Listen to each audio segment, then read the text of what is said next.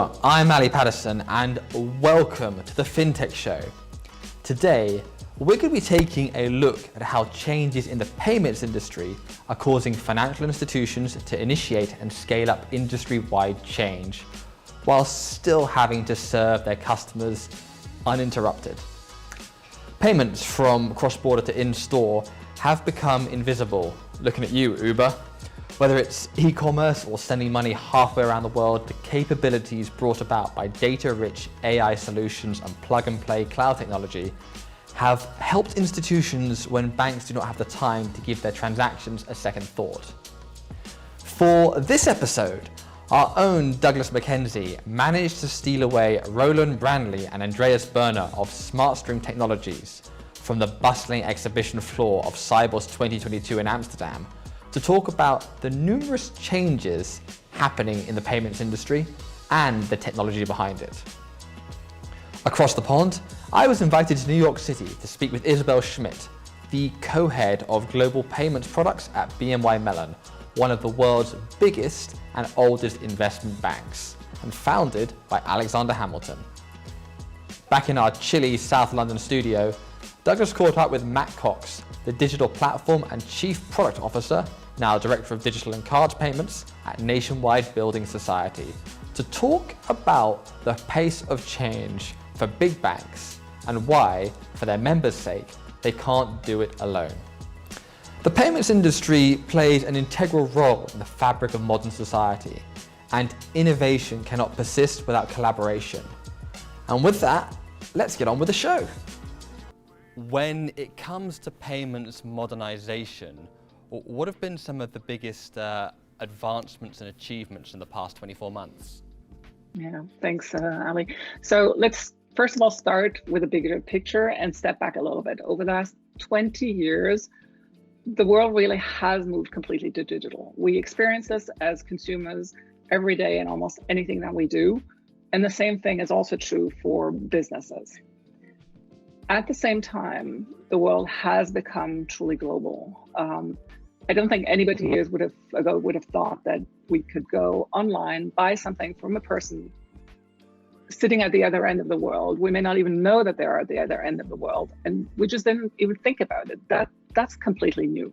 So in that context, what is really exciting to see over the last 24 months are to see that changes in the payments environment in the industry start to align with that digitization of the overall economy. So we're really excited about, for example, the work that the Clearinghouse, EBA, and BNY Mellon have done together on IXD, instant cross-border payment capabilities. That is essential to be able to take advantage of or support the digital economy. In a maybe more incremental way, the work that Swift has done with Swift Go, also driving faster, more seamless payment experience, is important as well. All of these things are designed to help and support the digital economy that we all live in. So I'd say the last thing maybe to add is, friction is the enemy of the digital world, and all of these transformations that we witness at the moment are designed to eliminate friction from the system so that we can do things fast, seamlessly, and efficiently for clients. Initiatives like Swift Go, do you think that sort of ecosystem is what's the driving force behind payments modernization, or is it something that's actually being driven more perhaps from the consumer angle then being translated across to the business angle? Well, so Swift Go, I don't think is a driver, right? Swift Go is a response to what is actually happening in the payment world, right? So the expectations and the needs of clients have changed with that digitization. And so what Swift Go is doing is beginning to answer those needs for more seamless experience, for faster experiences.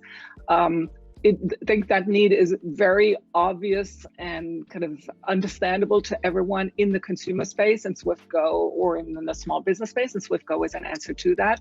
But that's not, I think those needs are not limited necessarily in that environment. So this is one answer. IXV is another answer, and I think we will see more coming over the next few years as we continue to innovate.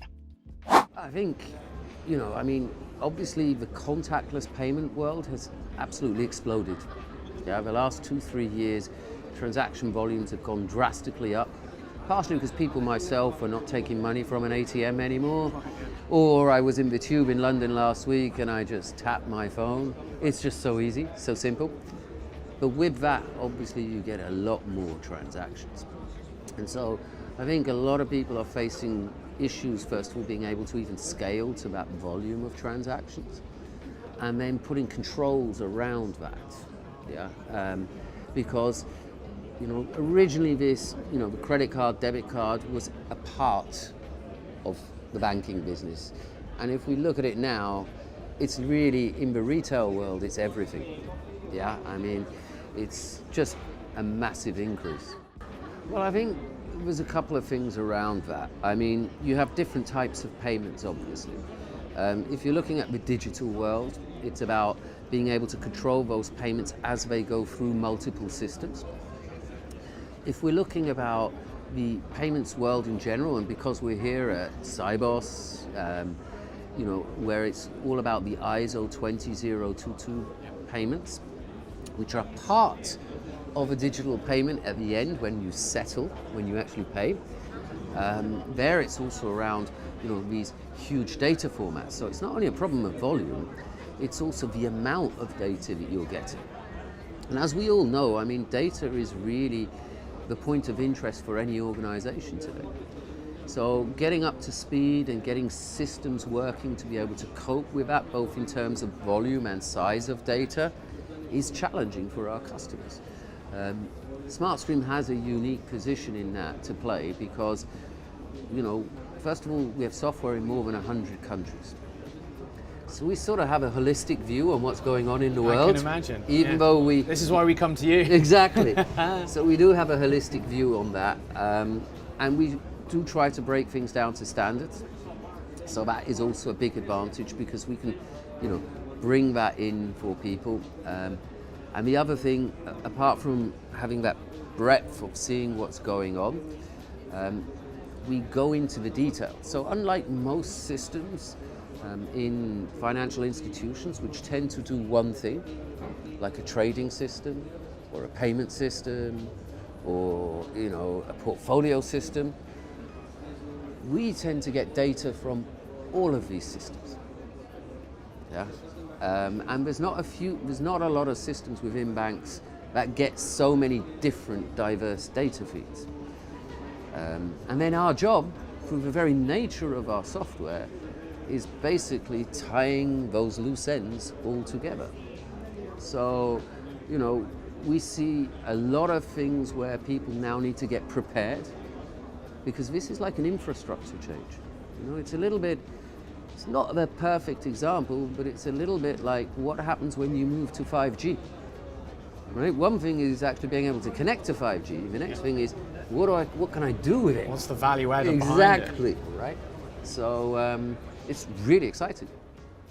The amount of regulation in payments, particularly over the last 5 years, has been probably more than the, I guess, 20 years that's preceded it. So changes in technology and what's possible have also contributed to that, and changes in the demographic of consumers, the huge shift between face-to-face, branch-based financial services and contact center-based financial services through to digital and online access. That trend was happening anyway, and then what the pandemic did was accelerate those trends, probably bringing forward the future by another 5 to 10 years in accelerating them in the process. And so the sort of confluence of all of those macro trends is really what's led to this situation today. Now, Andreas, what are you working on in SmartStream's Innovation Lab currently?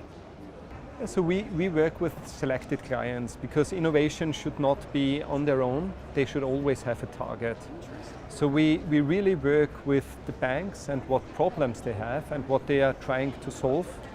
And in our innovation lab we have mathematicians, data scientists, software engineers, and also business people working together and really trying to do cutting edge things on specific subjects. And I think key is that we work with clients so that we never lose the focus of what we are trying to achieve. You always know what the end customer at the end of the day needs and wants. Correct, and they are also verifying our results, right? So innovation needs to also have a business case, and it needs to have an ROI, so the customer really verifies us. How can an organization such as BNY Mellon, which is, to put it mildly, not a small organization, how can you keep innovating while still having that expectation of operating 24/7, 365? Yeah, first of all, I think providing uninterrupted, high-quality service to clients is non-negotiable. It's table stakes. It's a baseline expectation for anyone at BNY Mellon. It's part of our DNA. But I think you're right, Ali, in being super resilient. That's foundational, but it's not what keeps you relevant for 230 years. What is important, though, is the combination of scale and being obsessed with doing what's right for our clients. So for us in the payment space, being one of the leading banks in the world provides us truly with the breadth of insights across a whole range of dynamics, and at the same time with the resources to make that change. So we collaborate with clients, we listen to clients, we engage across the industry, we influence the direction of travel, and we can and we do work with a range of partners who actually might be able to do certain things required for the overall solution better than faster than we might ourselves. So it's creating all of these connections that really enables us to drive the innovation. I think the last thing I would add is to this is the foundation for all of this is creating a compelling culture and a great working environment to attract the right talent. You can't do all this without the right people with the right mindset. And so that's absolutely essential, and we're blessed with that at BNY Mellon. I mean, it's probably the most complex area for any financial organization such as Nationwide. And we have to plan, and we do plan for maintaining the systems that we've got and enabling resilience and scale of use, because let's be clear, unless we are available when our members need us, nothing else really matters, right? So that's always the number one priority. Yeah. Our members, rightly so, are not very accommodating when you have issues and outages, and that's the same across the industry. So that's kind of the right to play in this space, and we'll prioritize that first, as we always do. Looking beyond that, any change in payments in particular, works best at an industry level, right? You need agreements and standards on how this will work between different organizations. We've seen that with the increased protections when customers are shopping online. We've seen it for confirmation of payee, and so the industry faces some challenges around deciding what the opportunities are. Like, what's the priority to go after, where we collectively need to move in the same direction at the same time. And then when we've identified the right priorities, then you need to define a really good standard that we can all develop against in a controlled way. That's the biggest challenge in payments. It often feels like things move too slowly at an industry level in payments, and to an extent that's true. You also have to move carefully if you're going to get something that works across all of the industry. And everything we do, security has to be the number one priority and the number one challenge in this. So I understand frustrations at pace of change, but also it's more important to get it right and to do things that are most important to consumers and to Nationwide's members. It starts how the organizations run their projects. So they typically run projects, then they finish their projects, it ends, and then they put the system live. And after a year or 2 years, everything changes, right? Data changes, the counterparties change, everything changes, but the system is still the old system.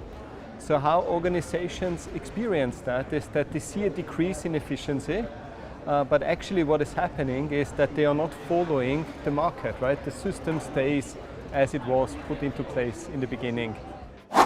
And there you have it. Change goes hand in hand with payments transformation. And the only way to avoid falling behind is to stay ahead. I want to give a big thank you to Andreas, Roland, Isabel, and Matt for their incredible insights.